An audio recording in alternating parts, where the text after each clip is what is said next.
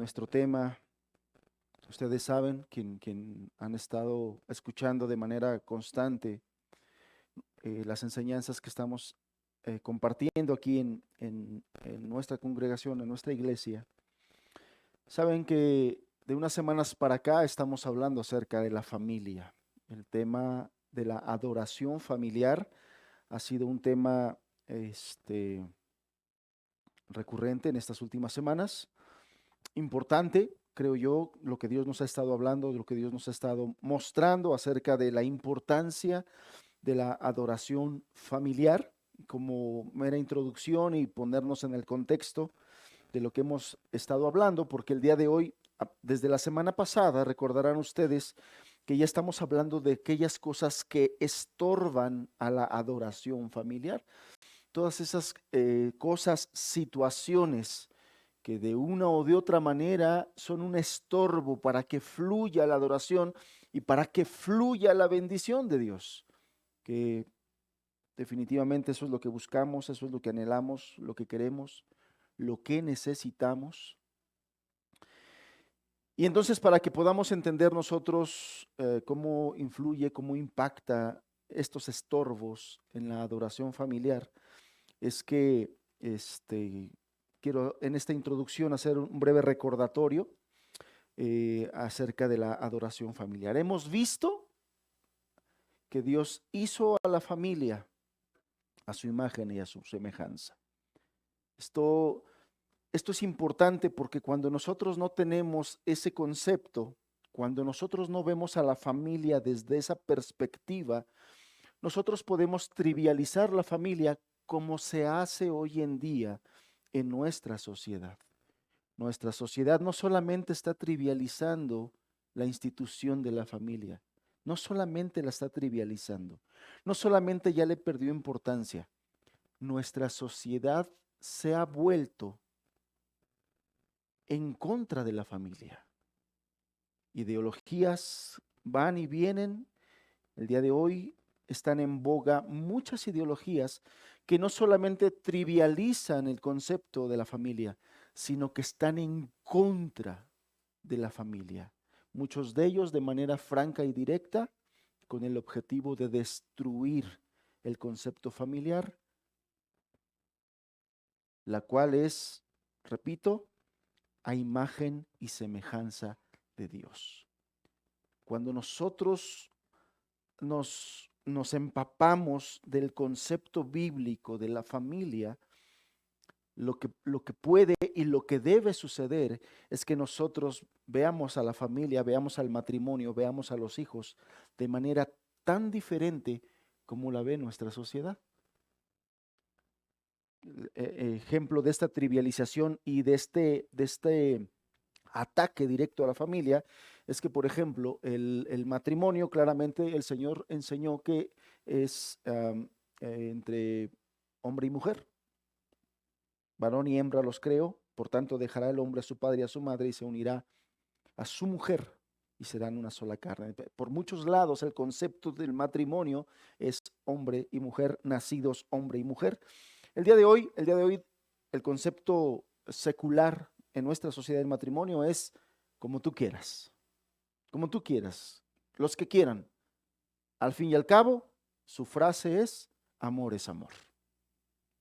trivializando el concepto bíblico de la familia, trivializando la paternidad. De hecho, hay objetivos claros del Estado, de los gobiernos, de, de separar a los padres de sus hijos, reclamando que los hijos son del Estado y no de sus padres, quitándoles derechos a los padres sobre los hijos y llenándolos de ideologías sin considerar a los padres.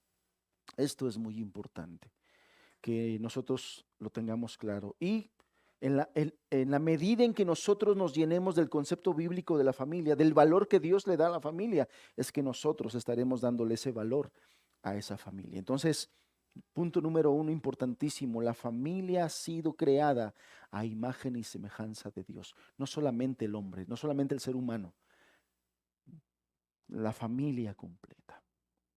Hombre, su esposa, mujer y sus hijos a imagen y semejanza de Dios. Y es en este núcleo de la familia que Dios busca la adoración. Hemos tratado de enfatizar el aspecto importante que no solamente Dios quiere la adoración de un hombre, la adoración de una mujer, la adoración del ser humano. El Señor quiere que esta adoración que se le dé a Él, que se le rinda a Él como Dios, como creador, como el ser supremo, el creador de todas las cosas, no es de manera individual. Él quiere que esta adoración fluya de manera familiar. Él quiere al esposo y padre adorándolo. Él quiere a la esposa y madre adorándolo. Él quiere a los hijos adorando a Dios, por ejemplo, e instrucción de sus padres, y que ellos vayan aprendiendo, número uno, como en primer lugar, aprendiendo, y conforme esos hijos van creciendo, van haciendo parte de su vida esta adoración. El propósito espiritual más profundo de la familia es que la familia sea una imagen de Dios hacia afuera, hacia el mundo, hacia la sociedad. Como Dios quiere impactar a esta sociedad es a través de familias cristianas fieles, a través de familias cristianas estables, a través de familias que formen iglesias. Yo le decía la vez pasada que la iglesia, la voluntad del Señor es que la iglesia sea una familia de familias, que sean familias las que juntamente vengan a adorar al Señor. Ese es su deseo, esa es su voluntad. En ningún lugar, en ningún lugar se manifiesta tan claramente el carácter de Dios como en una familia cristiana que funciona según los principios de Dios. Es importante entender, amados, que como Dios diseñó la familia, como Dios instituyó la familia, Él mismo ha dejado todo sus preceptos, toda una guía, todo un libro lleno de principios que nos enseñan a nosotros cómo ha de conducirse esta familia para que funcione. Es triste mirar eh, la, la destrucción familiar el día de hoy. Es triste mirar cómo la mayoría de las familias están atravesando por situaciones que los están llevando a la separación, a la fractura, y muchas de ellas a la fractura total, es decir, matrimonios en divorcio que se diluyen, que se disuelven totalmente, y los que reciben de manera más franca el impacto de un divorcio son los hijos, quedan con daños enormes que definitivamente les afectarán para ellos poder desarrollar su propia familia. Y muchas veces esos daños que esos hijos llevan por las rupturas de sus padres los arrastran por tantos y tantos años, y muchas veces hasta la formación de su propia familia, de tal forma que esas heridas que se le generaron a esos jóvenes en esos procesos de divorcio los reflejan también en sus propios matrimonios o en la crianza de sus propios hijos. Es decir, personas heridas lastiman personas también. Personas cuyas heridas emocionales, cuyas heridas espirituales no sanan, son personas que muchas veces, vamos a ponerlo entre comillas, sin querer, dañan a sus seres queridos, destruyen sus propios matrimonios, destruyen a sus hijos.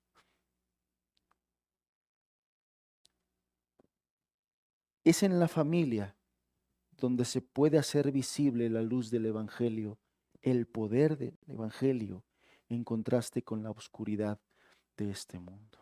Cuando una familia vive bajo la luz de la enseñanza de Cristo, cuando una familia vive bajo la luz del Evangelio, aplicando los principios del Evangelio, esa luz contrasta con la oscuridad que vivimos en nuestra sociedad.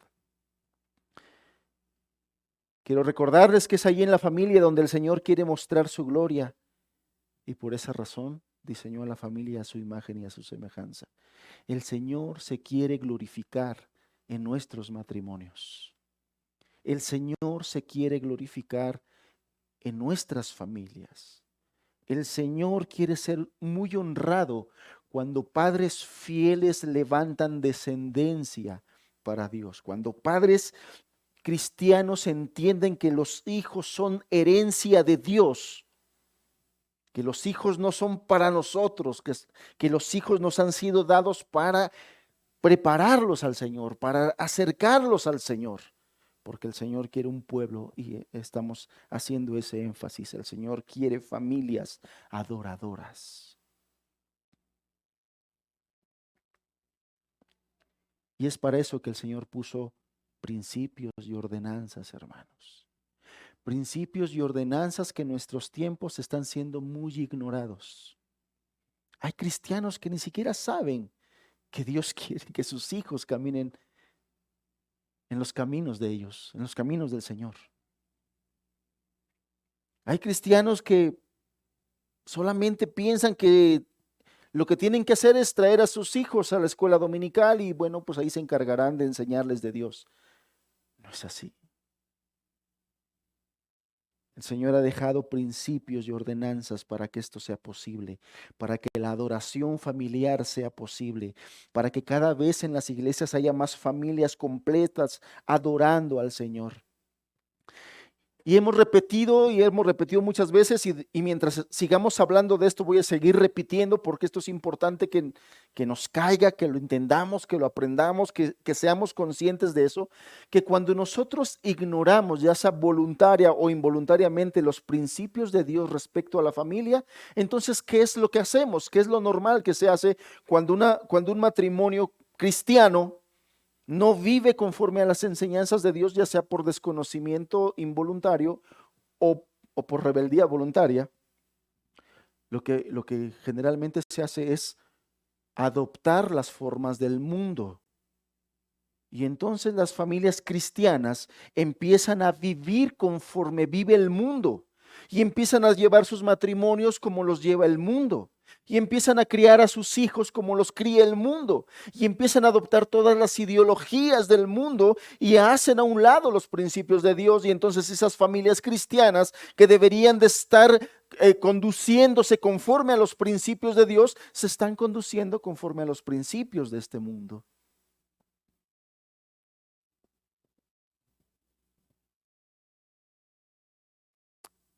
Esas familias que ignoran los preceptos de Dios con respecto a la familia se organizan como las familias inconversas, como las familias impías.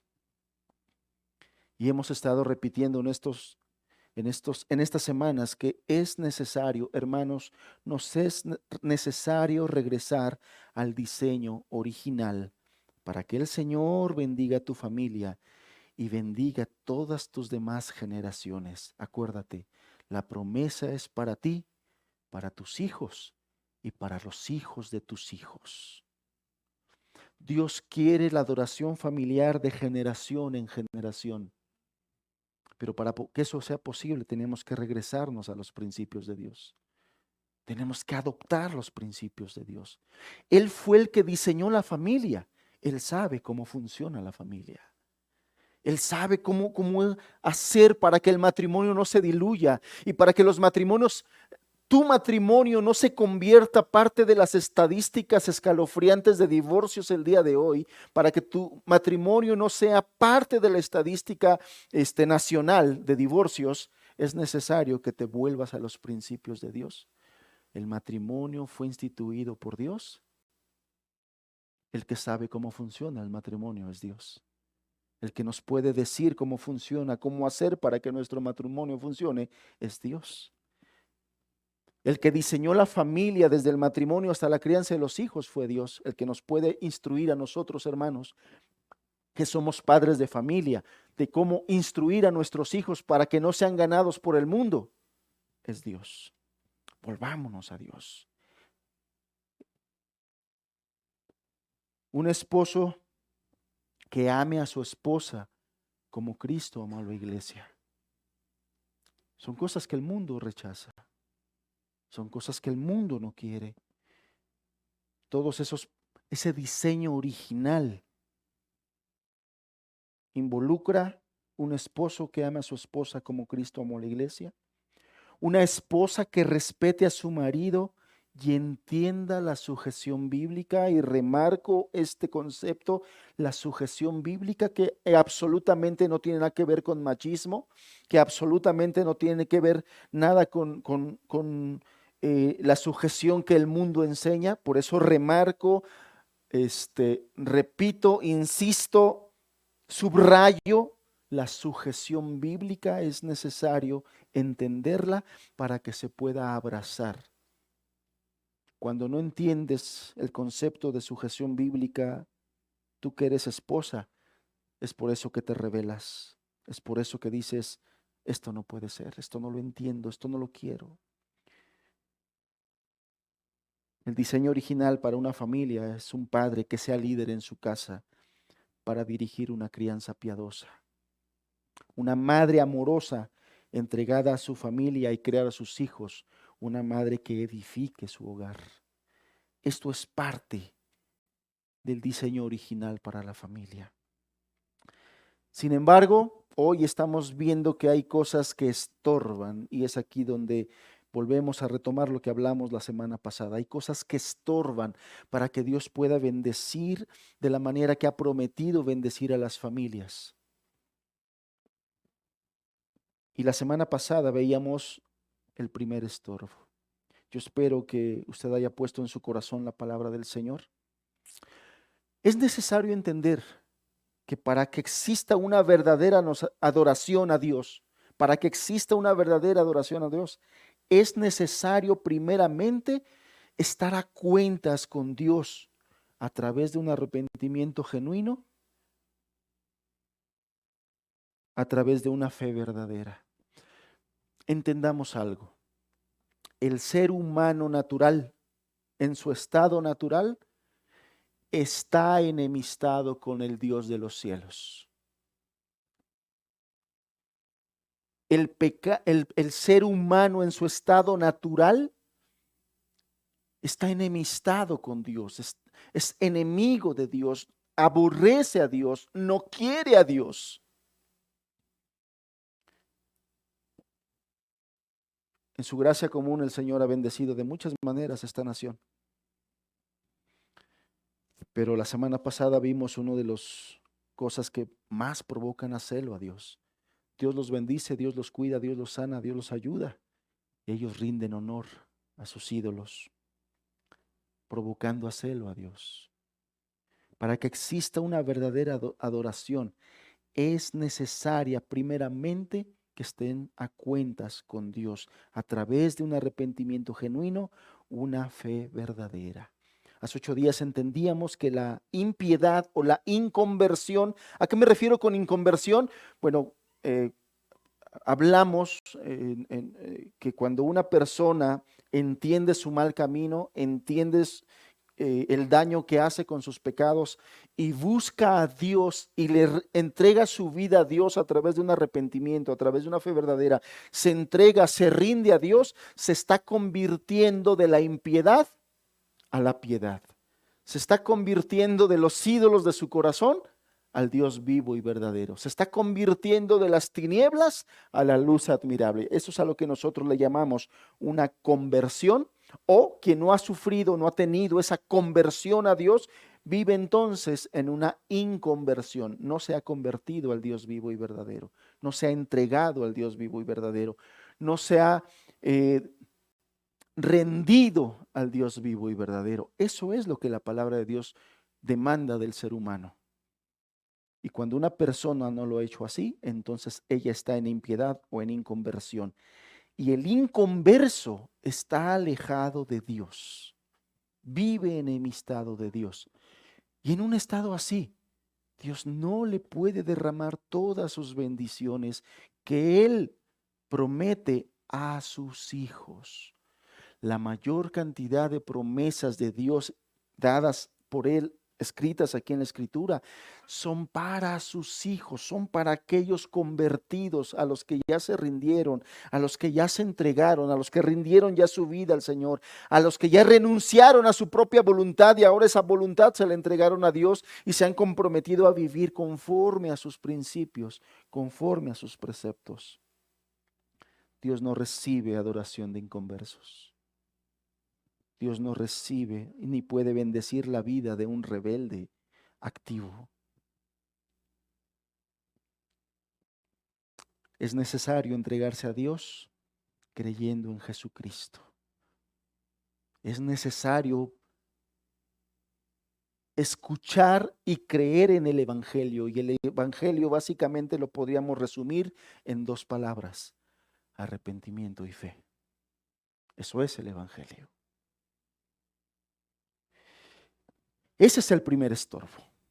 El primer estorbo, y debe quedar bien claro, si una persona quiere recibir las bendiciones de Dios, si una persona quiere poder adorar a Dios, lo primero es: ríndele tu vida, entrégale tu vida, deja de ser un rebelde, arrepiéntete de tu rebeldía, arrepiente de tus maldades, arrepiente de tus pecados, vuélvete a Dios, cree en Jesucristo como aquel que pagó por tu culpa ya en la cruz.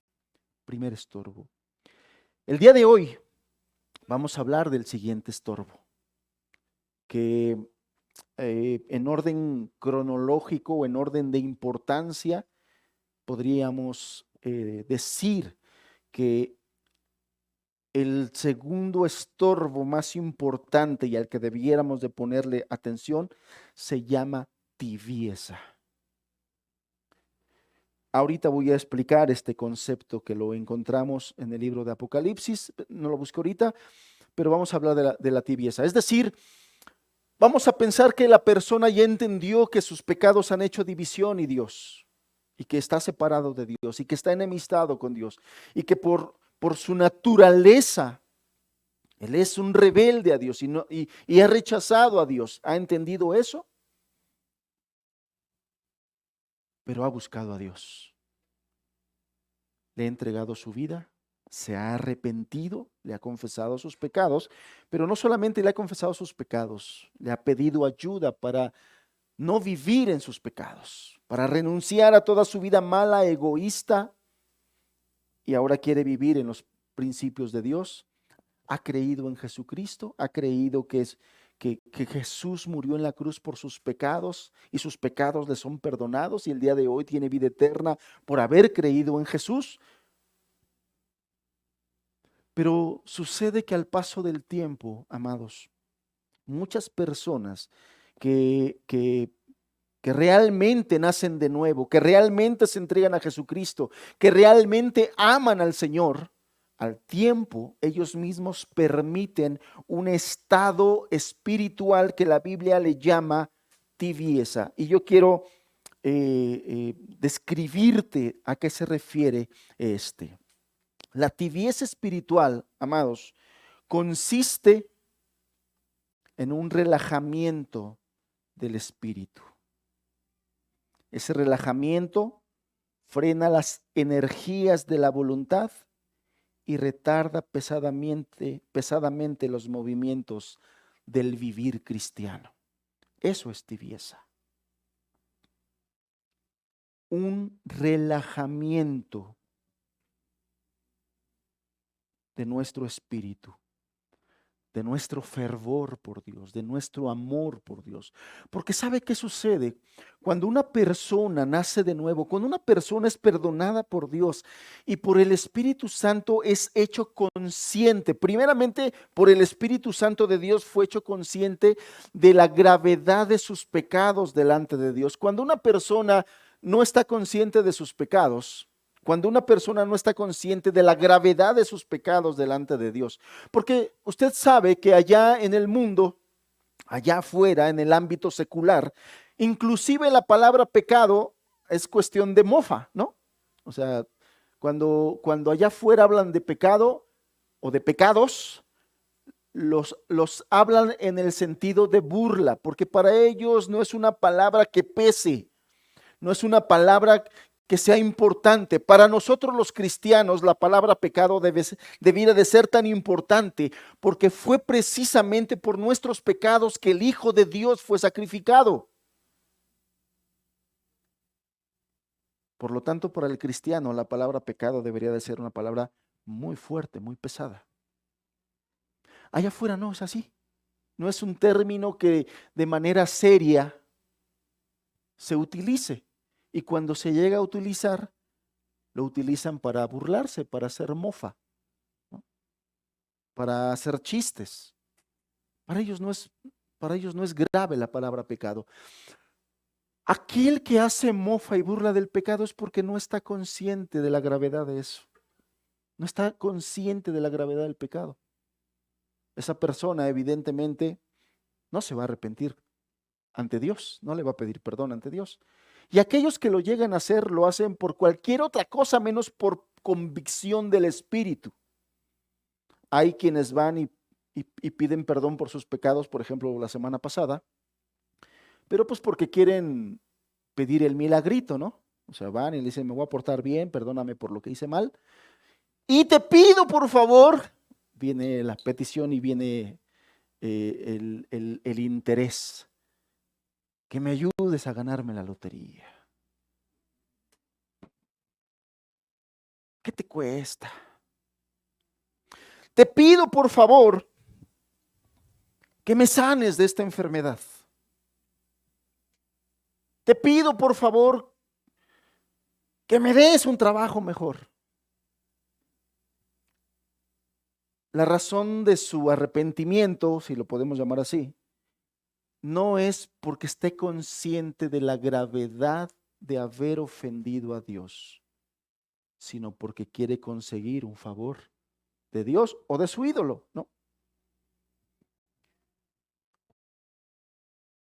Pero la persona que es convencida por el Espíritu Santo de sus pecados y de la gravedad de sus pecados, ve como imposible que Dios le perdone. He platicado con personas en convicción de pecado y me dicen, Dios no me va a perdonar.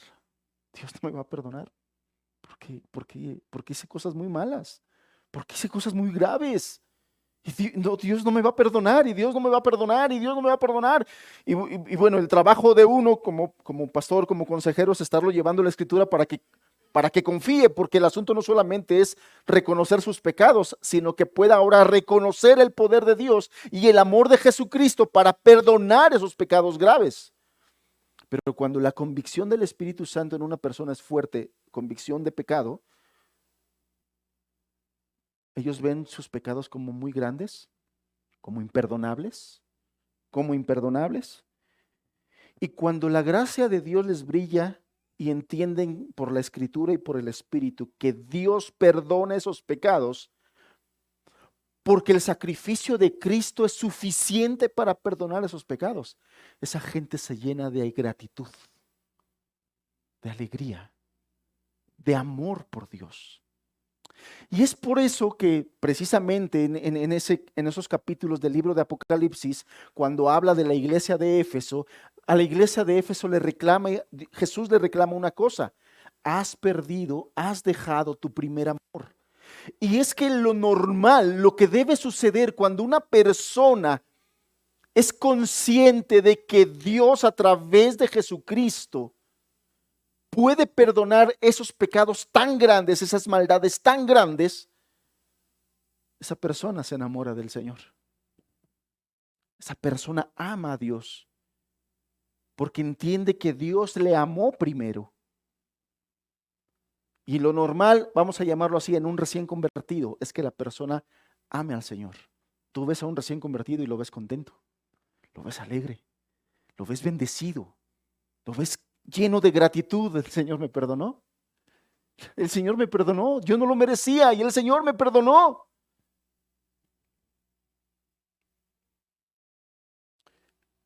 En términos generales, es el proceso, vamos a llamarlo así, normal de una persona que es salva, que es perdonada, que es salvada. Lo que sucede después de ahí, amados, y eso depende mucho de nosotros, es qué tanto cuidamos esa relación que está iniciando con el Señor. ¿Qué tanto cuidamos esa comunión con Dios, esa plática, esa comunicación con Dios? ¿Qué tanto cuidamos ese amor con Dios? ¿Qué tanto alimentamos la gratitud para vivir agradecidos con Dios? Pero sucede que al paso del tiempo, en lugar de seguir alimentando la gratitud, de seguir alimentando el amor por Dios, de seguir cuidándole en una comunión, por diferentes razones, dejamos que nuestro espíritu, ese espíritu que ama al Señor, ese espíritu que quiere caminar con el Señor, ese espíritu que anhela al Señor, se empieza a relajar. Y viene ese relajamiento. Y ese relajamiento, le decía yo, frena las energías y retarda pesadamente los movimientos del vivir cristiano. Yo no sé cuántos de ustedes, no lo sé porque, bueno, a mí el Señor me ha permitido verlo por la posición que tengo, ¿no? De estar platicando con personas y de ser testigo de muchos de estos procesos. Y lo que yo veo en términos generales es que cuando una persona ha conocido a Jesucristo, de manera personal, el Espíritu le ha revelado el amor de Dios, el Espíritu le ha revelado a Jesucristo pagando por sus pecados, y esa persona se llena de gratitud. Esa persona no piensa en otra cosa de cómo voy a servir a mi Señor, cómo voy a amar a mi Señor. Y es una persona que cualquier persona que se encuentra le habla de su Señor, le predica del Señor, le dices que ya soy cristiano. Y no le mide las consecuencias. No se entra así como que les digo, no voy a hacer que me hagan bullying, me digan que soy el hermanito, que ya soy aleluya. No le importa. Soy cristiano. Soy cristiano. Soy cristiano. Amo al Señor. Quiero servir al Señor. El Señor me perdonó. Soy cristiano. Y empiezan a buscar cómo querer servir. Yo recuerdo de un joven que después de que fue convencido por el Señor de que sus grandes pecados habían sido perdonados, de que fue consciente del perdón de Dios, del amor de Dios, a sus compañeros de escuela les predicaba. Y se acordaba de otro compañero que estaba teniendo problemas porque era drogadicto y decía, voy a ir a buscarlo y lo voy a invitar a la reunión. Le voy a decir que venga a la reunión, que escuche la palabra, que escuche la enseñanza. Y a todos sus conocidos les hablaba del Señor y los invitaba. Y después se enteró que unos hermanos hacían grupito el domingo por la tarde, se iban a una plaza, a un parquecito, a predicar con megáfono y todo eso. Y dije, yo quiero ir, yo quiero aprender cómo se usa el megáfono, yo quiero, es más, no sé, pero mientras te ayudo a repartir unos volantitos, unos folletitos para las personas, yo te acompaño, permíteme acompañarte. Un anhelo ferviente de servir al Señor. Un anhelo fervoroso. Y se enteró por ahí que los días martes a las 7 de la noche tenían una reunión para estar orando y decía, ¿y cómo le hago para entrar a esa reunión? ¿Con quién tengo que hablar para que me permitan entrar a esa reunión? Yo quiero estar ahí, yo quiero orar con ustedes. Un deseo ferviente, un anhelo. Porque para él en ese momento su todo era el Señor Jesús, su todo. No le importó dejar amistades, no le importó dejar cuánta cosa, no le importó con tal de agradar a su Señor. Cuando nosotros dejamos que eso se vaya relajando, todo eso se empieza a perder, toda esa energía que la salvación produce en una persona se empieza a disolver y de repente ya no tiene tantas ganas de predicar y de compartir. De repente ya no tiene ganas de invitar a nadie. De repente ya no tiene ganas de venir a la reunión y ya empieza a poner excusas. Se empieza a perder la energía y retarda pesadamente los movimientos del vivir cristiano. Este estado de tibieza se caracteriza por la aridez del espíritu frente a las cosas de Dios. Este recién convertido, con el fervor de Dios que tenía, buscaba orar y quería orar. No sabía orar, no asistió a un curso de cómo orar y cómo hablar con Dios. Él solamente sabía que tiene un Padre en los cielos, se encerraba en su cuarto y se ponía a hablar con él y le decía, te agradezco por lo que haces por mí. Te agradezco porque me amaste por esto. Te agradezco porque me ayudaste con esto. Te agradezco porque me has bendecido con esto. Y ahora te pido, Señor, que ayudes a mi amigo que ya le hablé pero no me hizo caso. Y te pido que ayudes a este que también ya le compartí y me dijo que iba a ver si venía a la reunión. Yo te pido que tú pongas todas las cosas, todos los medios para que él venga a la reunión y escuche tu palabra. Ferviente, quería estar orando, quería estar hablando con el Señor. Y cuando le dijeron que en en la palabra del Señor, en la Biblia venía toda la voluntad del Señor. Él dijo, yo quiero conocer al Señor, yo quiero aprender más de Él, de tal forma que él estaba estudiando y leyendo su Biblia y no la abandonaba y no la dejaba y preguntaba y decía, oye, leí esto pero no lo entiendo, explícame cómo se siente. Un ejemplo lo vemos en la Escritura, ¿no? Cuando alguien ya está influenciado por el Espíritu, aquel eunuco, perdón, a quien el discípulo Felipe, allá en el libro de los Hechos, le habló, decía, aquí habla de un hombre que padeció. ¿De quién está hablando? Explícame. Hay un hambre de Dios. Hay un deseo por Dios. Hay un deseo por su reino. Hay un deseo por sus cosas. Cuando viene la tibieza, todo eso que es un río que fluye, como un río que fluye donde encontramos vida, se empieza a convertir en un desierto. Ya no encuentra el gozo que antes encontraba en la oración, por lo tanto le empieza a descuidar. Ya no encuentra el gozo que escuchaba y sentía en la palabra de Dios al estudiar la palabra de Dios, y lo empieza a descuidar. Ya no tiene gozo por la reunión con los hermanos. Ya las reuniones no son su prioridad. Ya las cosas del reino de Dios ya no son una prioridad para esta persona que está entrando en este proceso de tibieza. Es esa aridez espiritual muchas veces es una aridez consciente. Es decir, la persona se va dando cuenta que ya no tiene tanto gusto por ir a orar. Ya no tiene tanto gusto por ir a la Biblia. Ya no tiene tanto gusto por ir a las reuniones. Ya no tiene tanto gusto por estar con los hermanos. Ya no tiene nada de gusto por predicarle a las personas. Se ha perdido eso y él está consciente. Tan consciente como una persona cuando se encuentra en un cuarto donde hace mucho frío y esta persona sabe que ahí tiene la chimenea y que es con solamente ir a acomodar unos leños y prender el fuego, esa persona se puede calentar y se le puede quitar el frío, pero está tan fría que ni siquiera quiere hacer eso ya. El cristiano que ha entrado a un proceso de tibieza en su vida sabe que no está bien. Su espíritu mismo le dice que no está bien. Su alma le clama por estar teniendo esos momentos deleitosos que antes tenía con el Señor, pero no lo quiere hacer.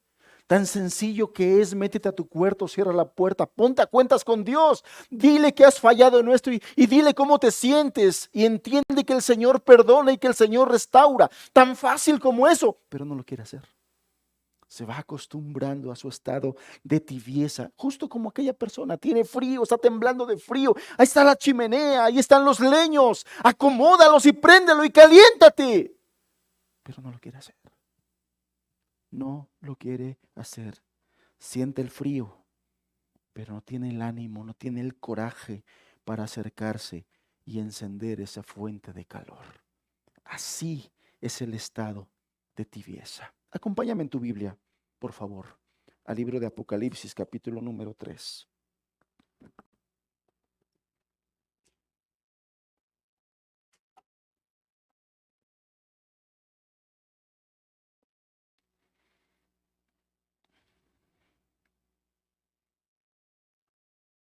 Apocalipsis, capítulo 3, verso número 16.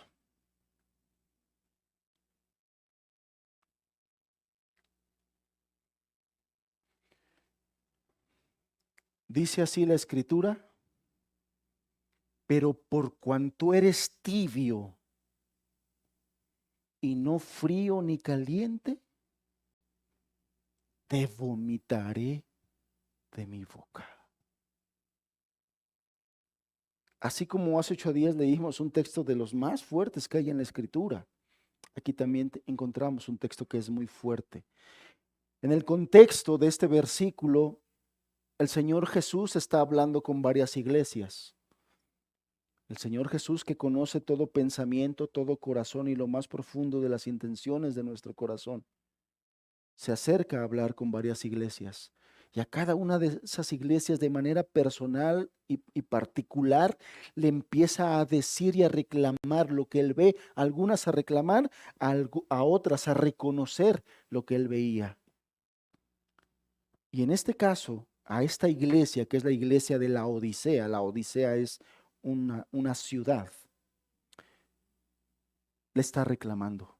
De hecho, de todas esas iglesias, esta es a la que peor encuentra en su estado espiritual. Hay varias que están muy mal, pero esta está peor. De tal forma que por eso vienen estas palabras: por cuanto eres tibio y no frío ni caliente, te vomitaré de mi boca. Si nosotros meditamos un poquito, hacemos conciencia, nosotros entendemos que una cosa es vomitada cuando ya no es tolerada. Cuando el mismo cuerpo lo rechaza porque no puede ser digerida y solo está provocando malestar. Cuando un cristiano hace de la tibieza, hace de este estado espiritual su cristianismo habitual, porque se acostumbra uno a vivir de esa manera, hermanos. Porque por eso dice aquí, no eres frío ni caliente. Los tibios son aquellos fríos que se creen calientes. Más adelante de estos versículos tú dices, tú crees que eres rico. Tú crees que eres rico. Tú piensas que estás bien. Tú piensas que todo lo tienes. Pero en realidad eres un pobre, ciego y desventurado. A esta iglesia se lo dice el Señor.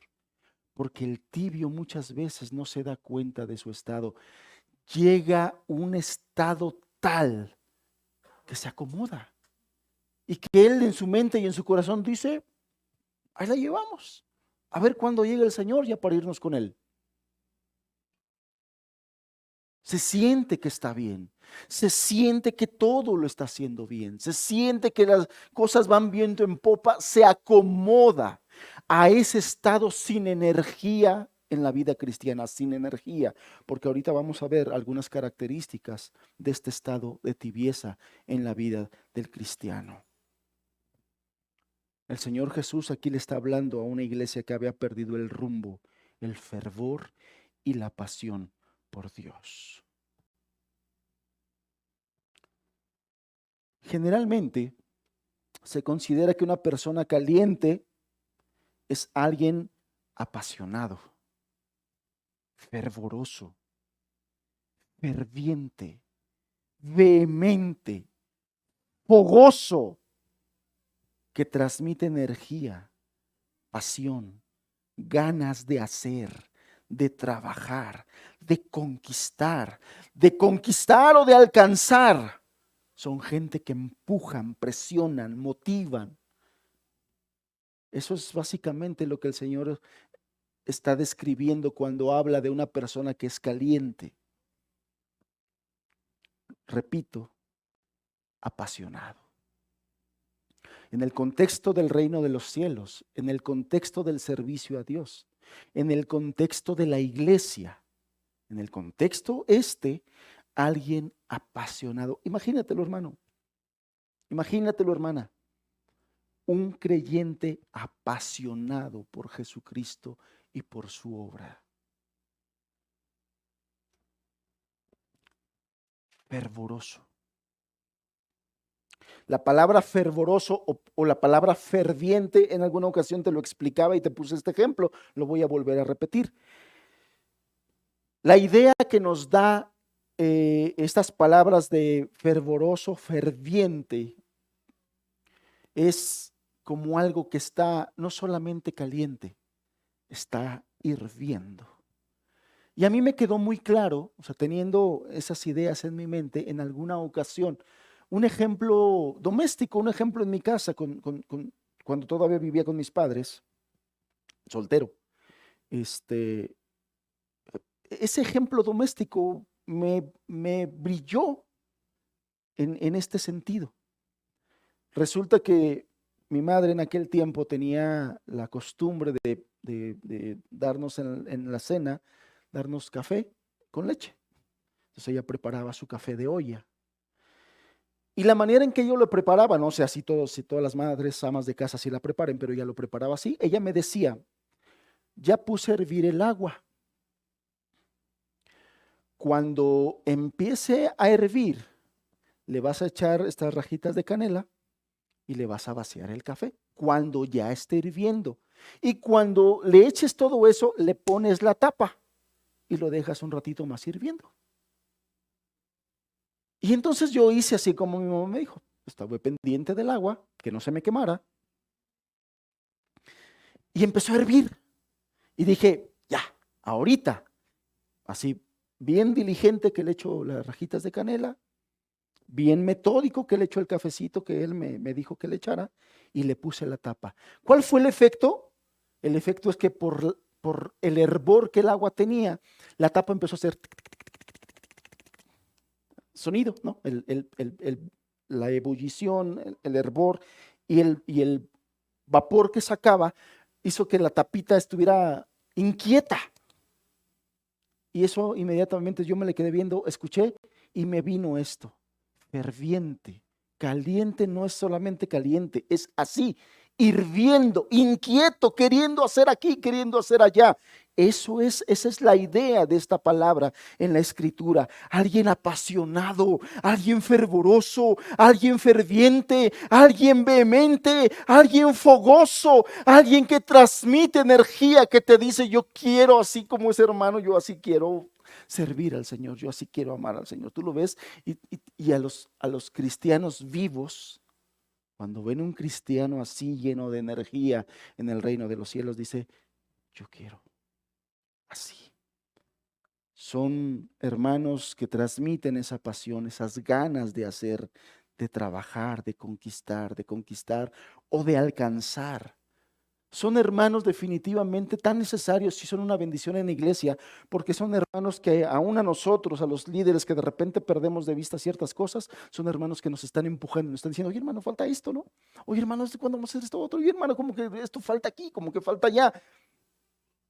Empujan, presionan, motivan, transmiten vida a la iglesia, transmiten vida a la congregación. Hermanos, esos son los hermanos de los cuales aquí describe la escritura del Señor Jesús diciendo, ojalá fueses caliente, fervoroso, de los que jalan a los demás, de los que empujan a los demás. La naturaleza misma nos pone ejemplos. Hace ratito yo le decía de la chimenea. En alguna ocasión un hermano me puso ese ejemplo y me dijo, hermano, como que esto está algo apagado. Sí, dice, fíjate que cuando ves que la fogata se está apagando, ¿qué es lo que haces? Le acomodas bien los leñitos y le acercas otros para que el mismo fervor de los otros también encienda estos. A veces es necesario en nuestra vida acomodar esos leños para que nuestra vida se encienda y se encienda más. Estos hermanos son aquellos que son fervientes en el servicio al Señor, en la santidad, en la adoración, en el evangelismo, en la ayuda al necesitado, en el amor unos por otros. Acompáñame en tu Biblia, Romanos capítulo 12, verso 11.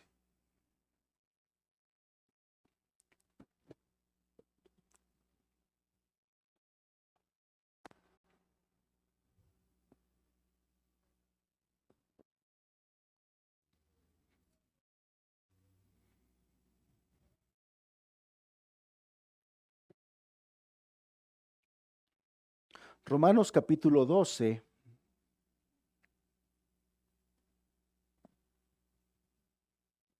versículo número 11.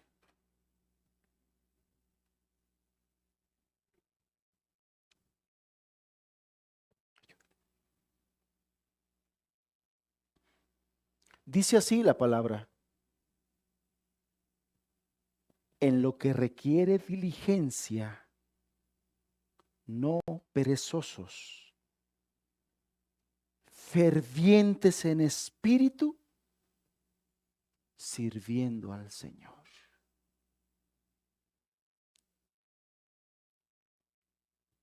Si le ayudan a buscar el pasaje para que, a ver, mi esposa, si le puedes ayudar a encontrar el pasaje para que, aquí adelante, a lo mejor puedes ayudar un poquito a buscar el pasaje, hija.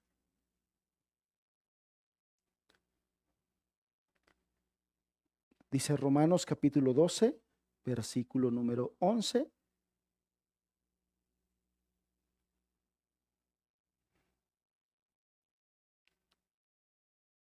En lo que requiere diligencia. Fíjate, no perezosos, fervientes en espíritu, sirviendo al Señor. La Escritura misma nos habla de esto, de ser fervorosos, hermanos, en nuestro espíritu. Por lo contrario, una persona fría es una persona apagada, que no manifiesta energía. No tiene pasión, no es ferviente, no demuestra ánimo, motivación, perezosos, no son diligentes, no tienen compromiso, son indiferentes. Totalmente todo lo contrario. Hermanos, hay creyentes que son parte de la iglesia y al mismo tiempo parece que ni son.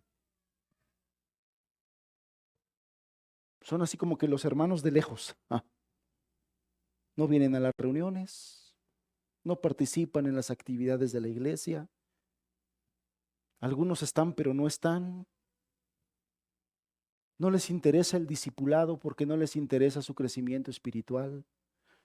No les interesa la reunión de oración porque no les interesa la salvación de otros o el crecimiento de nuestra misma iglesia. Crecimiento en santidad, en pureza, en conocimiento del Señor Jesucristo. Y por eso no participan, porque son indiferentes, porque no tienen compromiso, hermanos. Pueden estar dentro de la membresía, pueden estar dentro del grupo de WhatsApp, pero no son. Nunca participan, nunca están, nunca se enteran, nunca preguntan, nunca se interesan por participar en las actividades que se tienen como iglesia. Están pero no están, son pero no son. No tienen interés por la iglesia ni por su obra. La Escritura dice, pero por cuanto eres tibio y no frío ni caliente, te vomitaré de mi boca. ¿Estamos entendiendo a qué se refiere esto, hermanos? Estamos hablando ahora sí de un creyente. Fue lavado de sus pecados, fue perdonado de sus pecados, le fue dada por gracia la salvación de su alma. Tuvo contacto, conocimiento, tuvo compañerismo, comunión con el Señor Jesucristo a través del Espíritu Santo, pero permitió que su alma se enfriara, permitió que su amor se enfriara, permitió que su gratitud se diluyera, permitió todo esto. Algunos son conscientes de su estado. Algunos otros son conscientes, pero no hacen nada, ya se acomodaron a ese estado y así se sienten bien. Y algunos otros no se han dado ni se han percatado de tan grande falla. Hermanos, debemos estar constantemente examinándonos, evaluándonos para no autoengañarnos.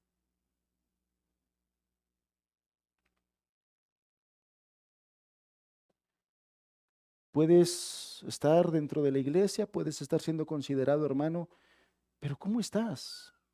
¿Cómo estamos cada uno de nosotros? Evidentemente los miembros de esa iglesia de la Odisea se habían descuidado. Ya fuera porque no detectaron su error, su pecado, o porque estaban satisfechos con una vida cristiana así, con un servicio a Dios así de mediocre. Estaban acomodados. Y les digo, lo peligroso de esto es que te puedes acomodar, tú puedes decir, sí, yo sé que no estoy dando todo, pero no estoy tan mal. Ahí la llevo. Y eso nos puede llevar a ese estado de tibieza y a permanecer en ese estado de tibieza. ¿Cómo podemos darnos cuenta si los que estamos aquí, hermanos, estamos tibios? Los que están viendo la transmisión, ¿cómo podemos darnos cuenta si ya estamos en ese estado de tibieza? Bueno, de entrada no es fácil identificar, y máxime si eres tú de esos que están contentos con ese estado, que no te exige compromiso, que no te exige energía, que no te exige estar presente, que no te exige nada. A lo mejor muchos están contentos, por eso es difícil identificarlo y muchas veces es difícil reconocerlo. Algunos, a pesar de que la palabra de Dios hoy les va a confrontar y les está mostrando su estado de tibieza, les va a ser muy difícil reconocerlo. Es decir, que no están ellos así. De entrada no es fácil. Pero en este estado intermedio entre ser caliente y ser frío, fervoroso, ferviente, diligente en algunas cosas, pero en otras frío, apagado, desanimado, perezoso, indolente, sin compromiso. Este estado de tibieza, hermanos, es una condición peligrosa. Porque aquello en que se es apasionado nos puede llevar a engañarnos a nosotros mismos que con eso es suficiente, que por eso ya estoy bien. La condición de esa iglesia de la Odisea era una tibieza espiritual. No abandonaban la fe, pero hacían lo poco que se les permitía en sus vidas y en sus ganas. Es decir, vivían en la ley del mínimo esfuerzo. Sí, oro de repente, hermano, sí. Todos los días oro. ¿Pero cuánto horas? Bueno, 10 minutos. ¿Y cuántos años tienes de cristiano? 10, hermano, para la gloria del Señor. 10 años de ser cristiano y no has aprendido, no has desarrollado la carga y el corazón para estar con tu Señor más tiempo. Algo no está bien, algo no checa ahí. Estas personas, cuando se está en un estado de tibieza, no tienen mucho compromiso. Algunas veces se comprometen, algunas veces, pero en general no tienen mucho compromiso, ni dedicación, ni fervor por los asuntos del Señor. Su actitud muestra mediocridad, indolencia. ¿Todos saben qué significa ser indolente? Ser indolente viene del hecho de no sentir dolor por algo. O sea, en otras palabras, la obra del Señor no te duele. El que no vengan más personas a escuchar la palabra de Dios no te duele, por eso no invitas más personas, por eso no evangelizas. No te duele. Si salen más algunas cosas y siguen saliendo mal, no te duele. Y por eso permites que sigan saliendo mal. No te interesa si puedes ayudar en esto, si puedes hacer en otro, porque no te duele. Eso es ser indolente. No tienes dolor por eso. No tienes dolor por la obra del Señor. No tienes dolor porque matrimonios se estén desbaratando y por eso no los buscas. No tienes dolor porque los jóvenes se estén perdiendo y por eso no dices nada. No tienes dolor por el daño que están haciendo muchas personas, gobernantes, gobiernos enteros a nuestros jóvenes, a nuestros niños y por eso no dices nada. Indolente, pereza, falta de interés o indiferencia. Esto puede manifestarse incluso en sus responsabilidades individuales, como la oración, como la lectura de la palabra. De los síntomas más evidentes en una persona tibia es que ha descuidado su vida de oración. De los síntomas que más frecuentes se presentan o de los principales que se presentan es que no tienen un amor por la palabra de Dios, por lo tanto no la estudian a profundidad. Algunos ni siquiera la leen. mucho menos estudian. Los que pueden ayunar, no ayunan. Los que pueden visitar a un enfermo, que lo haga otro. Los que pueden visitar a un necesitado, ya llegará alguien que le ayude. Ya oré por él, que Dios le ayude. Su actitud muestra esa mediocridad, indolencia, pereza. Mateo capítulo 12, verso 30. Mateo capítulo 12, verso 30.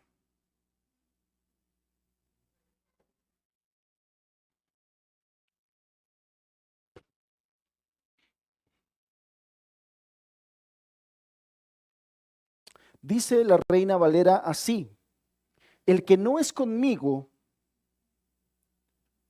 contra mí es. Y el que conmigo no recoge, desparrama. Mateo capítulo 12, verso 30. Se lo voy a leer en otras versiones, dos versiones más.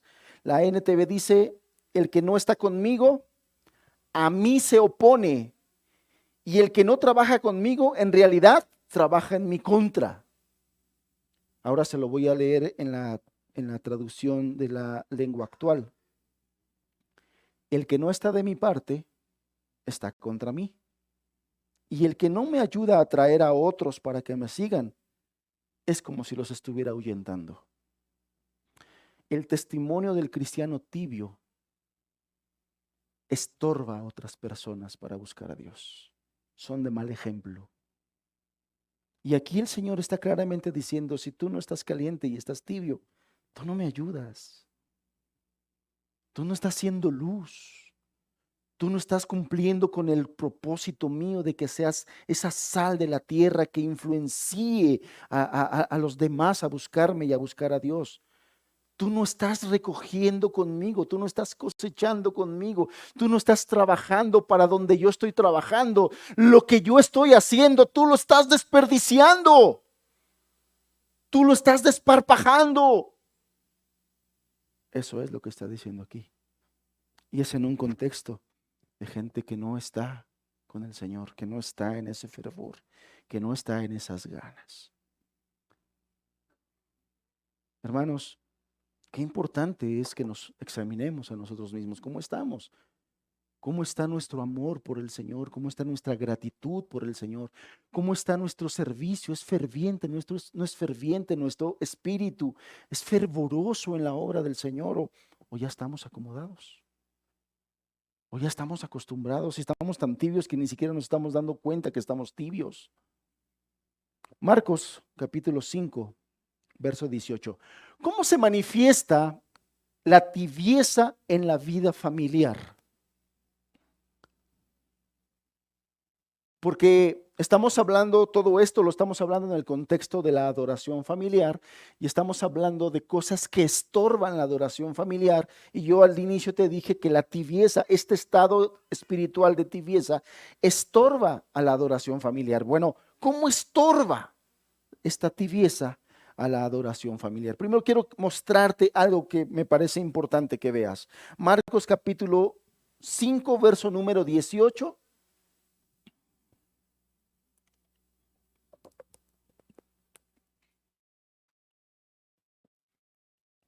Marcos 5, verso 18 dice así: al entrar él en la barca, el que había estado endemoniado le rogaba que le dejase estar con él. Mas Jesús no se lo permitió, sino que le dijo, escuchen, vete a tu casa, a los tuyos, y cuéntales cuán grandes cosas el Señor ha hecho contigo y cómo ha tenido misericordia de ti. Y se fue y comenzó a publicar en Decápolis cuán grandes cosas había hecho Jesús con él, y todos se maravillaban. Hermanos, ¿qué te quiero mostrar con este texto? Uno de los primeros frutos de la salvación, cuando una persona se vuelve a Dios, se convierte a Dios, se entrega a Dios, Uno de los primeros frutos es que su corazón, sus intereses, se vuelve en preocupación por la espiritualidad de su familia. El texto que acabamos de leer es la historia del endemoniado gadareno. Todos lo identificaron, ¿verdad? Ok. Aquí el Señor llegó a un lugar donde había una persona que estaba poseída por demonios, muchos demonios. Y bueno, el Señor se acerca, habla con él, lo libera. Pero no solamente lo libera, le perdona sus pecados.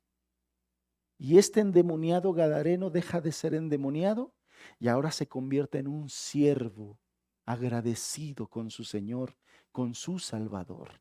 Y es ahí donde estamos leyendo. El verso 18 dice que Jesús ya se iba después de haberlo sanado y después de haberlo perdonado. Sube él a la barca y dice, el que había estado endemoniado le rogaba que le dejase estar con él. Ese nuevo convertido, ese nuevo cristiano, ese nuevo hijo de Dios, quería estar con Jesús naturalmente. Quería estar con su Salvador, quería estar con su Señor, quería ir con Él, quería servirlo, quería acompañarlo. Eso es lo natural en un verdadero cristiano, con fervor, con amor, con gratitud. Pero interesante lo que el Señor Jesús le dijo y le dijo, no, te necesito aquí. ¿Dónde? En tu casa, con los tuyos. Y cuéntales cuán grandes cosas el Señor ha hecho contigo y cómo ha tenido misericordia de ti. ¿No te suena a Deuteronomio 6? Y estas cosas que yo te mando las pondrás en tu corazón y las repetirás a tus hijos.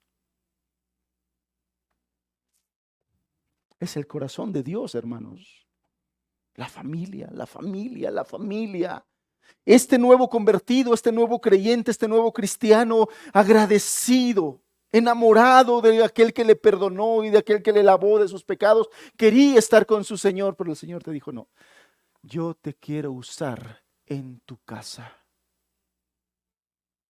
Yo te quiero usar con los tuyos, con tu esposa, con tu esposo, con tus hijos.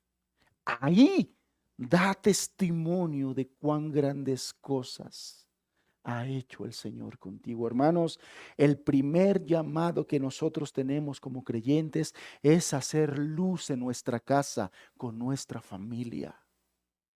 El primer llamado que tenemos como creyentes es hacer luz, es testificar del amor y poder de Dios con nuestros hijos, en nuestro matrimonio. Ahí es a donde somos llamados primeramente. Y el Señor lo deja muy claro. La obra de salvación, la nueva naturaleza que el Señor nos da a través del perdón y de la salvación, hace que el corazón de esa persona se vuelva a su familia. Si es mujer, a su esposo. Si es varón, a su esposa. Si son padres, su corazón se vuelve a sus hijos. Si son hijos, su corazón se vuelve a sus padres, porque también hay mandamiento del Señor para los hijos. Honra a tu padre y a tu madre para que seas de larga vida en esta tierra. Como mandamiento de Dios para los hijos no hay muchos. Como mandamiento de Dios para los cristianos que son hijos, sí hay más. Pero en este contexto de la familia, una sola cosa te pide el Señor a ti que eres hijo, joven, adolescente. Honra a tus padres. Si tú aprendes a honrar a tus padres, joven, se está preparando el camino para que tu corazón honre a tu Padre Celestial. Ese es el maestro, digamos, esa es la escuela que el Señor te pone para preparar tu corazón a la eternidad. Honra a tu padre y a tu madre. Aprende a honrar a tu padre y a tu madre. No los idolatres. No los pongas como que, mis papás son el ultra plus. No hay nadie como ellos. Yo sé que cada día del padre escribimos ahí en el Facebook al mejor papá del mundo. Un día al año. Digo, pero una cosa te pide a ti el Señor: honra a tu padre y a tu madre. Y tu corazón. Cuando el corazón está en este estado de tibieza, se descuida todo esto, hermanos. Se descuida la familia. Se descuida el matrimonio. ¿Te acuerdas que yo la semana pasada te dije que la principal causa de pleitos en el matrimonio es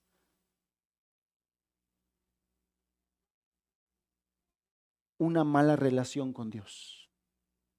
O sea, la mala relación con tu esposa o la mala relación con tu esposo solamente es resultado de tu mala relación con Dios.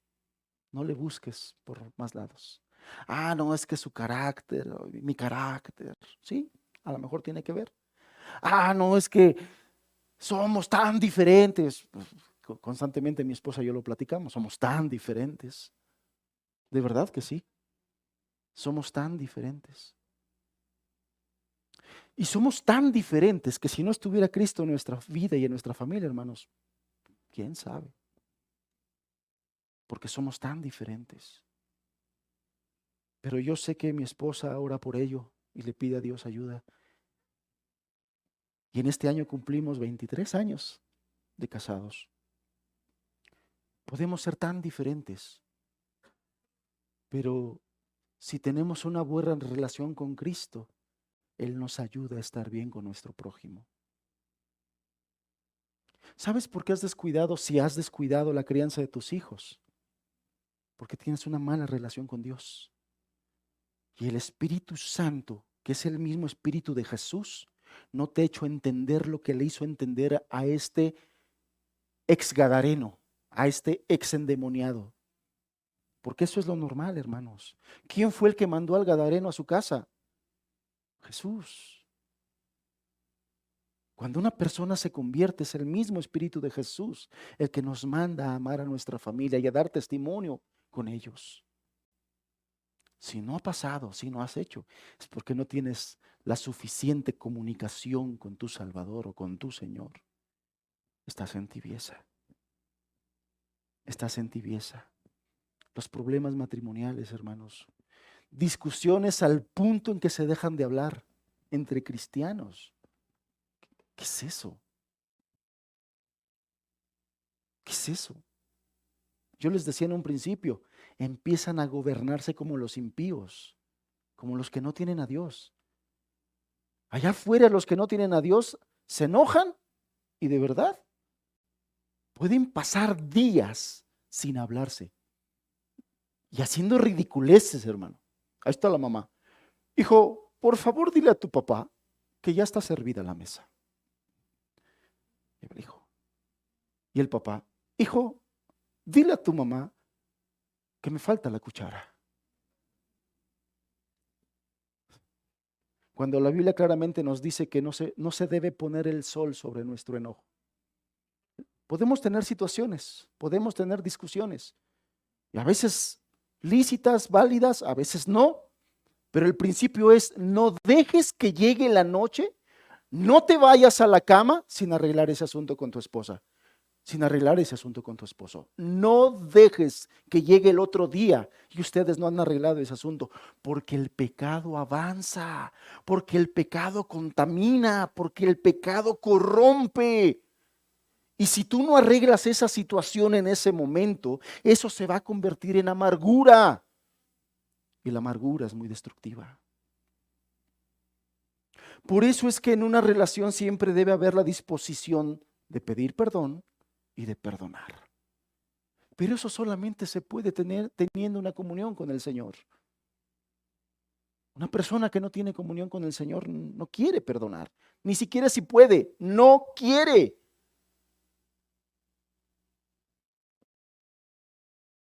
Cuando una persona está en tibieza, tiene desinterés por la crianza de los hijos, hermanos. Yo les decía y les he repetido muchas veces, estamos hoy en la era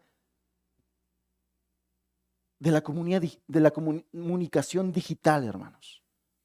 De recursos hay que nos enseñan y en la que podemos aprender los principios bíblicos para la crianza de los hijos. Muchísimos. Pero hay quienes no tienen interés. Eso aunado a nuestro mala cultura mexicana de no querer leer. Nos cuesta leer un libro físico, a quien le cuesta leer un libro digital, todavía más. Pero recursos hay muchísimos. El problema no es si hay las herramientas para poder educarnos de cómo criar a nuestros hijos. Yo estoy consciente que ser padres es el primer título, el principal título que se nos otorga sin haber transcurrido la carrera. O sea, todavía no soy padre, acaba de nacer mi hijo y ya tengo el título de papá. Y en esos primeros años es cuando menos sabemos cómo ser papá. Pero estamos en desinterés. Porque aquellos que anhelan ser papás y que todavía no son papás, pero quieren ser papás y quieren honrar a Dios siendo papás o siendo mamás, ¿qué deberían de estar haciendo? Preparándose. He platicado con muchos compañeros en el ámbito profesional y me dicen, es que yo quiero la gerencia o yo quiero esa dirección de esta empresa. ¿Y qué es lo que están haciendo? Se están preparando para ser gerentes. Se están preparando para ser directores. Todavía no son, pero ya se están preparando para hacerlo. Quieren ese puesto. Quieren ese sueldo. Y ya se están preparando. Pero el día de hoy muchos ni siquiera piensan si quieren ser padres o no quieren ser padres. Están pensando como piensan el mundo. ¿Qué debiera de estar haciendo el joven soltero cristiano hoy? Yo quiero una familia. Instrúyete cómo debe ser un padre cristiano. Instrúyete cómo debe ser una madre cristiana. Quiero tener hijos. Instrúyete cómo se crían hijos para Cristo. Para que cuando llegues a tu primer hijo, no empieces, ¿y ahora qué hago? Oye, mamá, ¿cómo hago? Si tu mamá no es cristiana, te va a decir todos los errores que cometió contigo. Si tú le preguntas a la abuelita, te va a platicar y te va a ordenar que hagas todos los errores que cometió con tu mamá. ¿Por qué no vamos a Dios? ¿Por qué no vamos a la Escritura? Por tibieza. Por tibieza, hermanos. No voy a hacer una encuesta, pero por WhatsApp les he compartido muchos libros, varios libros. Me gustaría saber quiénes los han leído, quiénes han dedicado tiempo para leer, para instruirse. Porque herramientas hay. Lo que muy probablemente no hay es fervor, pasión, compromiso, deseo de agradar a Dios, deseo de honrar a Dios. Hay un desinterés por la crianza de los hijos. No se quieren instruir. No hay un trabajo genuino espiritual para guiar a los hijos a Cristo. No hay reuniones familiares. No lo hay. Esos son síntomas de tibieza, hermanos. De que menosprecias a Dios y menosprecias la palabra de Dios y menosprecias la voluntad de Dios. Eso es tibieza.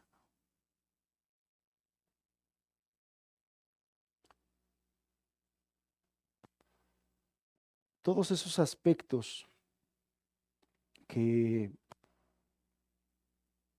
nosotros vemos o vivimos en una familia donde no se está haciendo todo esto de la voluntad de Dios, podemos pensar que es tibieza. Quiero compartirte algunos textos, hermano. Acompáñame al libro de Oseas. Oseas capítulo 4.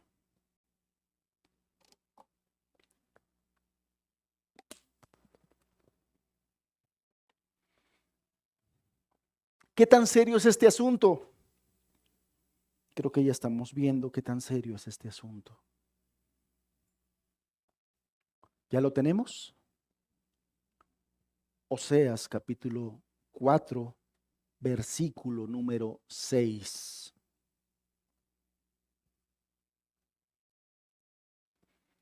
Pon atención a lo que dice la Escritura. Mi pueblo fue destruido porque le faltó conocimiento. Por cuanto desechaste el conocimiento, yo te echaré del sacerdocio, y porque olvidaste la ley de tu Dios, también yo me olvidaré de tus hijos.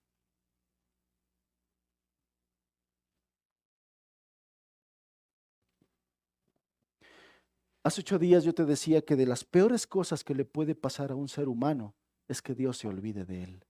¿Sí te acuerdas que te lo dije? El peor juicio que puede venir a una persona es que Dios se olvide de él. Es que Dios diga, no has querido hacerme caso, no has querido escucharme. Haz de tu vida lo que quieras. Me desentiendo de ti. Eso es lo peor que puede pasar a una familia, a una persona. Bueno, aquí el profeta está hablando de parte de Dios en Oseas 4, verso 6, y dice, está hablando de su pueblo, de Israel, y está diciendo, mi pueblo fue destruido porque le faltó conocimiento. Pero ese conocimiento no es porque no lo hubiera, porque no le llegó, porque no lo entendió. Más abajo te dice qué pasó. Por cuanto desechaste el conocimiento, hubo una actitud. Tibios, desechaban, rechazaban, no querían hacer la voluntad de Dios. La tenían, la escuchaban, la aprendieron, la sabían, pero no querían hacerla. Estaban tibios y desecharon el conocimiento. Y eso trae consecuencias. Yo te echaré del sacerdocio. ¿Por qué del sacerdocio? Porque era el pueblo escogido por el Señor. Dios escogió a Israel para servirle, para ofrecerle sacrificios, para adorarle. Dios quería que ese pueblo le adorara, pero lo rechazó. La Escritura dice en el Nuevo Testamento que cada uno de los creyentes somos sacerdotes del nuevo pacto. Yo te echaré del sacerdocio. Y porque olvidaste la ley de tu Dios, porque olvidaste mis mandamientos, porque los hiciste a un lado, porque no te importaron, porque los y pusiste oídos sordos, yo me olvidaré de tus hijos.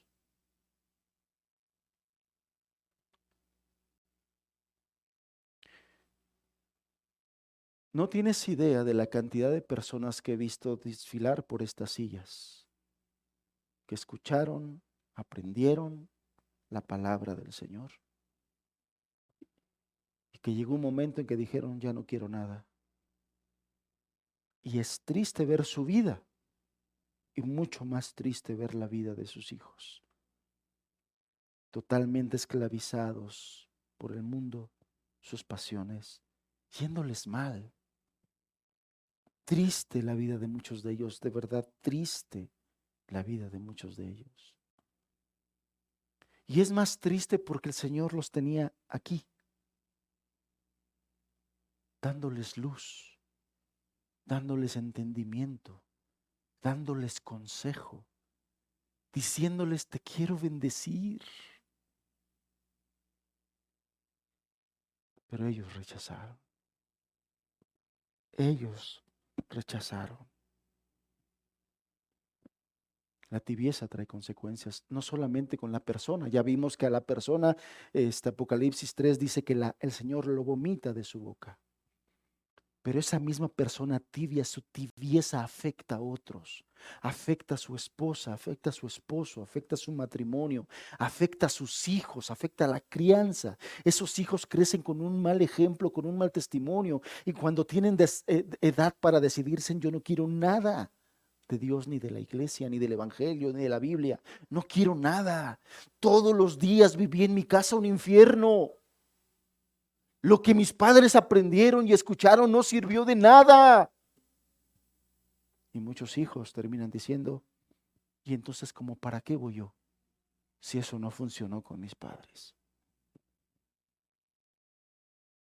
¿Cómo salir de la tibieza, hermanos? A las cosas hay que hablarles por su nombre. La tibieza es un pecado, es maldad contra Dios. Y como tal, hay que confesarlo y apartarse. Nuevamente, arrepentimiento y fe. Al principio, como cuando nos alcanzó el Señor y andábamos con un montón de pecados. Exactamente lo mismo. Señor, he pecado. He echado a perder testimonio en mi casa. He dado mal ejemplo y mal testimonio en mi matrimonio a mis hijos. He pecado contra ti. He arruinado lo que tú querías bendecir. Yo lo he arruinado.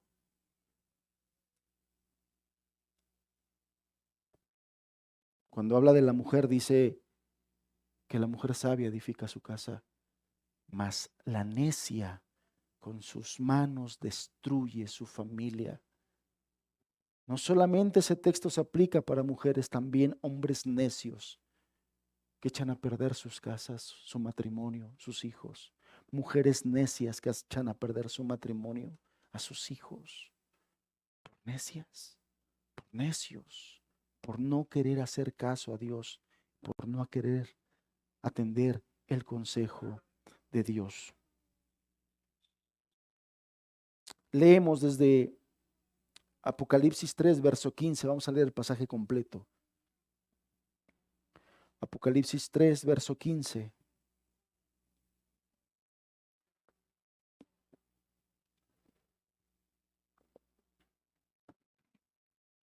Yo conozco tus obras, que ni eres frío ni caliente. Ojalá fueses frío y caliente o caliente, pero por cuanto eres tibio y no frío ni caliente, te vomitaré de mi boca. Porque tú dices, yo soy rico y me he engrandecido y de ninguna cosa tengo necesidad, y no sabes que tú eres un desventurado, miserable, pobre, ciego y desnudo. El tibio tiene un concepto de sí mismo. Estoy bien, no pasa nada. Pero Dios dice, no, no estás bien. No estás bien. Eres un desventurado.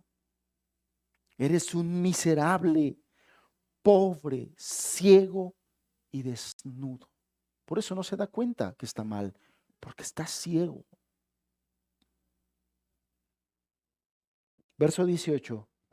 Por tanto, yo te aconsejo que de mí compres oro refinado en fuego, para que seas rico, y vestiduras blancas para vestirte, y que no se descubra la vergüenza de tu desnudez, y unge tus ojos con colirio para que veas. ¿A qué se está refiriendo aquí el Señor? En el verso 18 el Señor Jesús le está dando el remedio para corregir esa tibieza, para salir de ese estado terrible, de ese pecado que está practicando este creyente o esta iglesia, y le dice varias cosas. Yo te aconsejo que de mí compres oro refinado en fuego. ¿Qué significa oro refinado en fuego? Bueno, oro significa, tiene la imagen de valor, es algo muy valioso. Cuando aquí el Señor está hablando de oro, evidentemente no es literal, no es un literalismo, no lo podemos tomar literal. Lo que está hablando es de las cosas valiosas del Evangelio, las cosas valiosas que aprendiste cuando por primera vez se te predicó el Evangelio, las cosas valiosas que el Señor te enseñó y te dio a conocer para que en ese entendimiento tú te despojaras de ti mismo y te volvieras y te entregaras a Dios. Cuando está hablando de oro refinado en fuego, está hablando de un amor supremo por Jesucristo. Está hablando del valor que Él le da a tu alma. Está hablando inclusive de la autoridad que el Señor nos da como iglesia o como creyente cuando estamos caminando con Él. Hermanos, el ejemplo de la Odisea no es el ejemplo y no es lo que el Señor quiere para su iglesia. Él claramente dijo que las puertas del infierno, las puertas del Hades no prevalecerían contra su iglesia. El Señor quiere una iglesia fuerte, firme, poderosa, no solamente que resista los embates del pecado, del mundo y del diablo, sino que venza, conquiste, vaya, alcance. Pero un estado así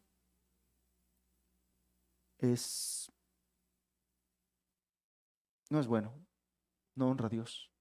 no glorifica a Dios, no cumple los propósitos de Dios. En un estado de tibieza no se cumple el propósito de ser luz del mundo, no se cumple el propósito de ser sal de la tierra, no se cumple el propósito, no se cumple el propósito de honrar a Dios. Al contrario, estamos pecando contra el nombre de Dios con un mal testimonio por la práctica del pecado de tibieza.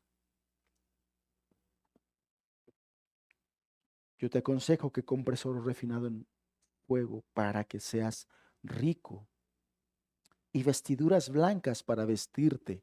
En la Biblia, el símbolo de vestiduras blancas significa obras que proceden del amor y de la nueva naturaleza, es decir, buenas obras para honrar a Dios, para servir a Dios y a nuestro prójimo. Esa es la figura de vestiduras blancas.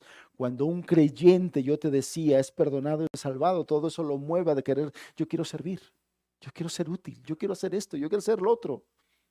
Esta persona se sentía que era rica, dice, me he enriquecido y de ninguna cosa tengo necesidad. Ella se sentía bien vestida, bien cubierta, bien abrigada. Pero a los ojos del Señor dice, estás desnuda, no tienes nada. Esta iglesia sin hacer nada se sentía que era rica y que tenía muchas cosas que podían ser loables. Pero el Señor, que conoce todo, dijo, estás desnudo, no tienes ninguna obra de amor, de servicio que me honre, que me glorifique. No tienes nada. Por lo tanto, dice, para que sea rico, y vestiduras blancas para vestirte. Lo que está diciendo es, en ese volverte a Dios, en ese arrepentirte y creer y nuevamente entregar tu vida y apartarte de tu pecado,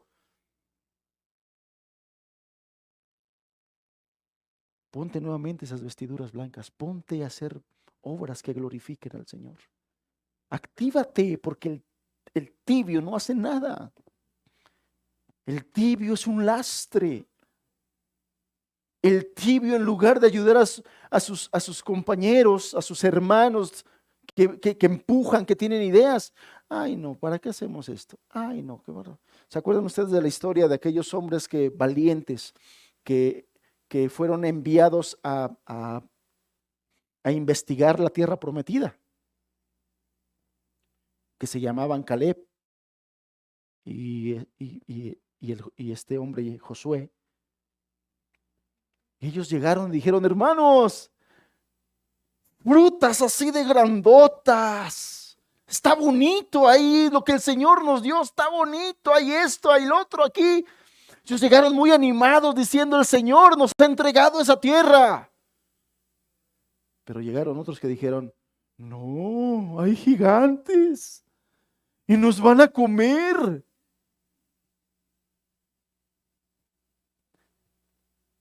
Y la escritura dijo, el Señor dice, yo quiero hombres con este mismo espíritu de Josué y de Caleb, con este mismo ánimo, con esta misma fe y confianza.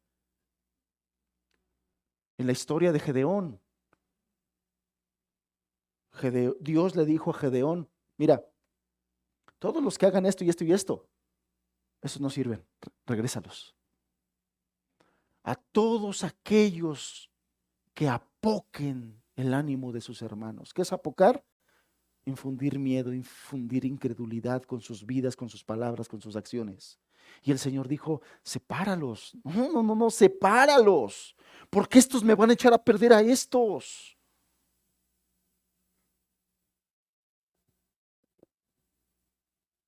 Y vestiduras blancas para vestirte, y que no se descubra la vergüenza de tu desnudez.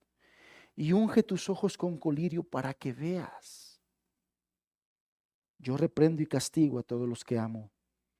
Sé pues celoso y arrepiéntete. La medicina para la tibieza, nuevamente, hermanos, volvernos a Dios, arrepentimiento y fe. Te leo, no lo busques ya para terminar. Habacuc 3:2 dice, oh Jehová, he oído tu palabra y temí. Oh Jehová, aviva tu obra en medio de los tiempos. En medio de los tiempos, hazla conocer. En la ira, acuérdate de la misericordia. ¿Cuántos de nosotros, hermanos, necesitamos ser avivados en ese espíritu que se ha letargado, que se ha entibiado, que se ha adormecido, que ya no tiene pasión, que ya no tiene fervor, que ya no tiene ganas, que ya no tiene ánimo, pero que ya se acostumbró y se acomodó a vivir así? Este no es el cristianismo bíblico. Ese no es el cristianismo verdadero. Eso no es lo que Dios busca de nosotros. No fue para eso que Dios nos escogió y nos buscó. No fue para eso. Él quiere eso, conquistar. Segunda de Timoteo 1:16. Acompáñame ese texto y terminamos. Segunda de Timoteo 1:16.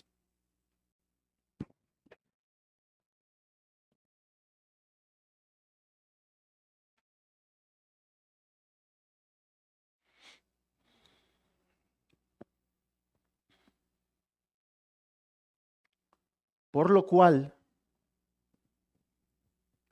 te aconsejo que avives el fuego del don de Dios que está en ti por la imposición de mis manos. En este caso, el apóstol Pablo está hablando con Timoteo, su discípulo. Y aquí le está poniendo un caso específico. Le dice: aviva el fuego del don de Dios que está en ti por la imposición de mis manos. En el caso de todos y cada uno de nosotros, el Señor ha puesto ese fuego, ese don de Dios, por el glorioso regalo de la salvación, hermanos. La Escritura dice que Él nos selló con su Espíritu Santo el día que creímos en el Evangelio. Y lo que Él creía es esto: que viviéramos una vida avivada, ferviente, fervorosa, sirviéndole. Es necesario que nos escudriñemos. Es necesario que seamos honestos con nosotros mismos. El apóstol Pablo a los Corintios, en su segunda carta, les decía: examinaos a vosotros mismos si estáis en la fe. Probaos a vosotros mismos. ¿O no os conocéis a vosotros mismos que Jesucristo está en vosotros, a menos que estéis reprobados? ¿Cómo estamos, hermanos? ¿Cómo estamos? Dios quiere bendecir nuestras familias. Dios quiere bendecir tu matrimonio. Dios quiere bendecir a tus hijos. Pero la tibieza espiritual es un gran estorbo. La tibieza espiritual es un gran estorbo. Y es muy importante saber si nosotros somos de esos tibios, que ni fríos ni calientes. Si hemos dejado que nuestro espíritu se meta en ese letargo. Es importante, es necesario que avivemos el fuego del don de Dios que Él puso en nosotros. Cerremos nuestros ojos, por favor.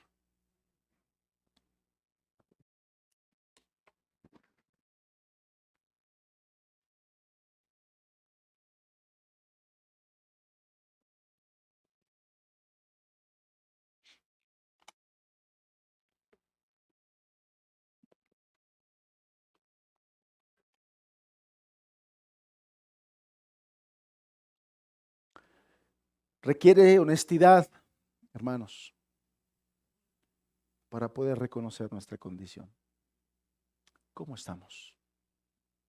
¿Cómo estás tú? Requiere honestidad. Hermanos, Dios quiere glorificarse. Dios quiere bendecir nuestras familias, nuestras vidas, nuestro matrimonio. Dios quiere bendecir a nuestros hijos que están, quizá algunos de ellos batallando, siendo tentados, atribulados. Pero Dios quiere bendecirlos. Pero ¿cómo estamos? ¿En cuántos de aquí todavía hay una inconversión? Tienes que volver a Dios si quieres la bendición del Señor en tu vida y sus promesas cumpliéndose en ti. Entrégate a Jesucristo. Ríndele tu vida. Pero ¿cuántos de aquellos que fuimos bendecidos con el perdón de nuestros pecados, con esa salvación y con tener la presencia de Jesucristo en nosotros, lo hemos ido descuidando? De tal forma que ya no hay pasión, ya no hay fuego, ya no hay fervor, ya no amas el tiempo con Él en oración, ya no amas el tiempo con Él en su palabra, ya no amas el tiempo con tus hermanos en una reunión, en un discipulado, ya no amas. Ya no te sientes tan motivado por el agradecimiento. El espíritu de gratitud en ti ha menguado. No hay pasión, hermanos. ¿Cuánto nos hace falta? Sí, voltear a la Biblia, pero también a voltear a lo que el Espíritu de Dios y la Biblia hacen cuando lo pones en práctica. Te recomiendo el libro de la vida y la historia de grandes cristianos. Hermanos, aprendamos de ellos. Ellos son ejemplo de lo que Dios hace a través de su Espíritu y de su palabra en nosotros y cómo quiere conquistar.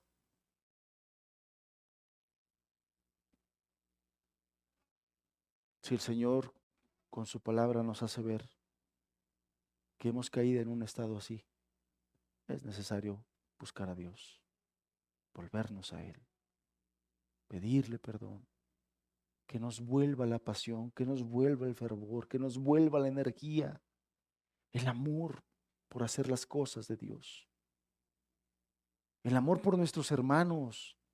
No tiene mucho estudiando el libro de los Hechos de los Apóstoles, hermanos. El Señor nos hacía un énfasis de cómo Él ama la comunión entre sus hijos.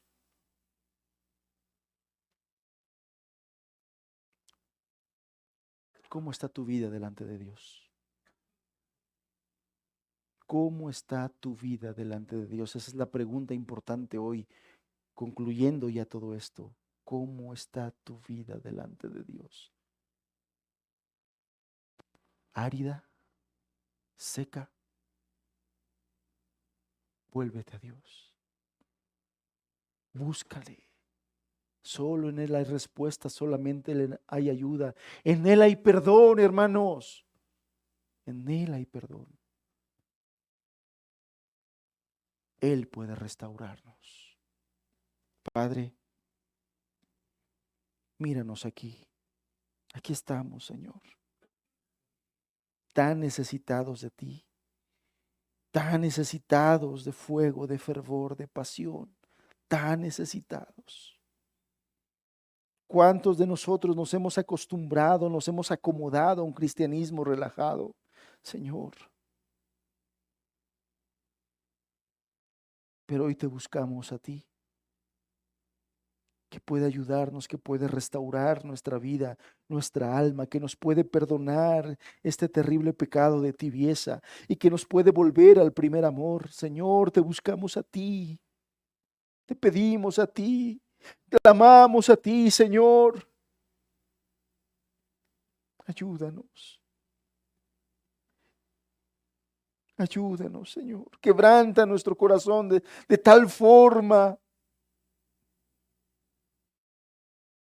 que podamos clamar a ti pidiendo una restauración verdadera, genuina, total. Quebranta nuestro orgullo, Señor, quebranta nuestra necedad, quebranta el autojustificarnos, Señor, y vuélvenos a ti. Y ayúdanos, Señor, para gloria de tu nombre. Ayúdanos, Señor. Restáuranos, Señor.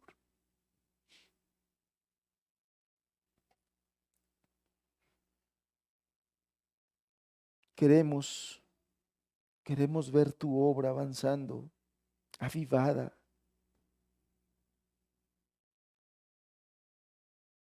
Y recurrimos a ti, Señor. Ayúdanos y haznos ver. Sácanos del estado en el que estamos si no te glorificas, Señor.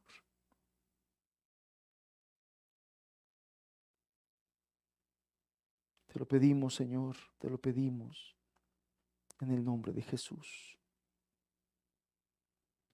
Amén, Señor. Amén.